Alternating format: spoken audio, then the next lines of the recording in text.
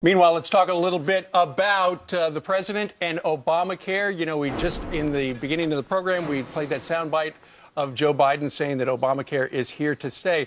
But here's the thing. Brand new Fox News polls out show that people simply do not like it. Right now, about 60% of the country doesn't like it. As you can see right there, it's 60. Just a couple of months ago, it was in the mid-50s. So the White House is losing ground trying to sell this thing. Right, and also among those polled, there was also shown an increase in the opposition from both Democrats and independents, which is incredible here. I mean, look at this. Just from June of 2013, the Democrats were 22% of them opposed it. Now 30% feel opposed to Obamacare. And then the independents lost 8% there. Went from 53% opposed to 64% opposed to Obamacare. That number, I think, may prove to be the most important. And lost 11%. Yeah, and by the way, people are really concerned that since the numbers aren't adding up, people aren't signing up. So in order for these insurance companies to sustain themselves, they're going to need a massive bailout, which would mean an increase in taxes. Look at this stat. Are your taxes going to increase, the American people were asked? 63% said yes, 6% haven't sobered up yet.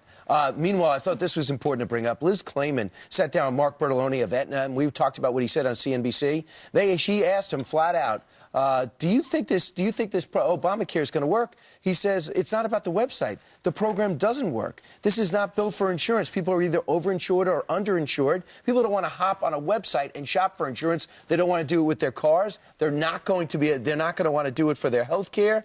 And he goes on to say there's not enough choice for consumers, so therefore he's really down on it. And if Aetna bails out, I think this whole entire Obamacare could fall down like falling down. Like a House of Cards, which is starting up again very shortly on Netflix. Meanwhile, regarding the health care law, what do you think it's going to increase or decrease? Well, when it comes to, for instance, your taxes, 63% of you feel like your taxes are going up. 62% feel your health insurance is going to go up. The federal deficit is going up. What about the quality of care for Americans? Look in the other category, decrease. A plurality of you feel that's going to decrease, and your quality of health care, about 40% as well. So it's all going in the wrong way. And to your point, Brian, what the guy who runs Aetna said is, you know, the whole idea behind Obamacare was to get the 50 million Americans who don't have health care insurance, get them insurance.